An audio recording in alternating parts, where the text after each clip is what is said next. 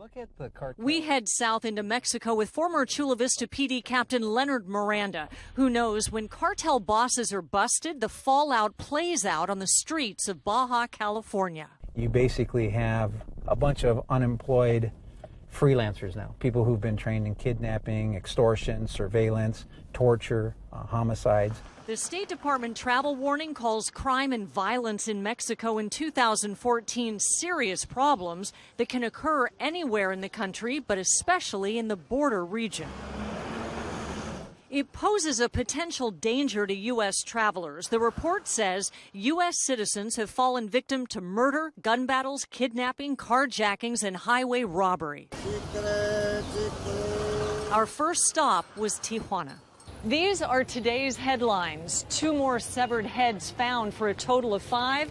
And here, the narcos take on the government.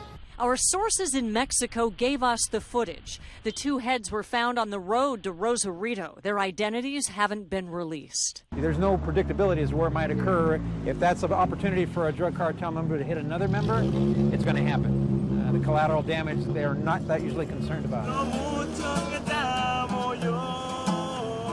Gun battles between rival cartels have taken place on the streets just like this in the broad daylight.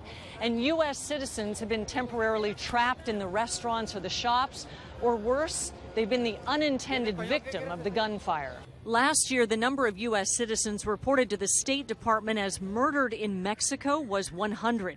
But it's the number of kidnappings the report calls a particular concern, saying they're on the rise in Mexico and reported less than 1% of the time.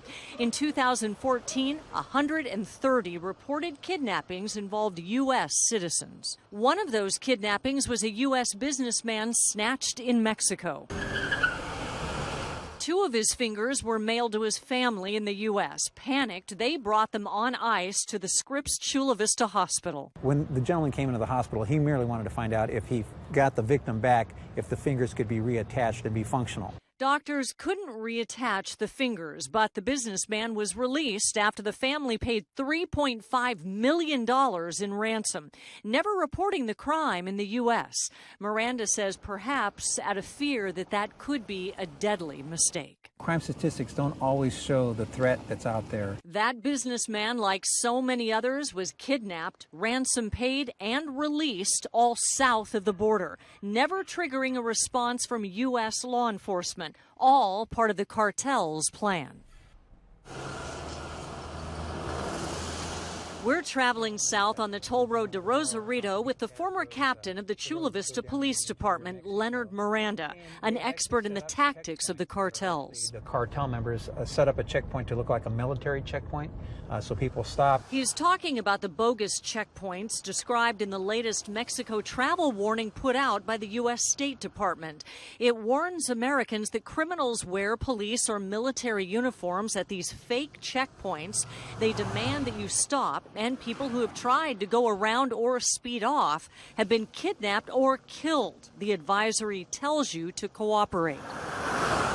These bogus checkpoints that was set up by the cartel member was specifically set up to intercept a police chief so they could murder him. That murder never happened. Miranda was part of a cross-border task force. Their phone taps revealed the plan, and the police chief was warned before he reached the checkpoint. In that same investigation, we also thwarted 7 kidnappings in the United States and 2 murders. Carjackings and highway robberies are also serious problems in many parts of the border region, according to the report. Criminals target new, large, dark SUVs. And on roads that lead to Baja, the techniques include fake roadblocks, bumping a car to make it pull over, or just running it off the road.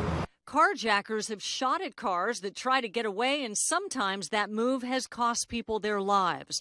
The advisory strongly urges U.S. citizens to travel between cities in Mexico only during the day and only on the toll roads. Some of the larger SUVs, they're actually, once they've been stolen or taken somewhere else, they're repainted and made to look like military vehicles, and those are the vehicles they'll use for those bogus checkpoints.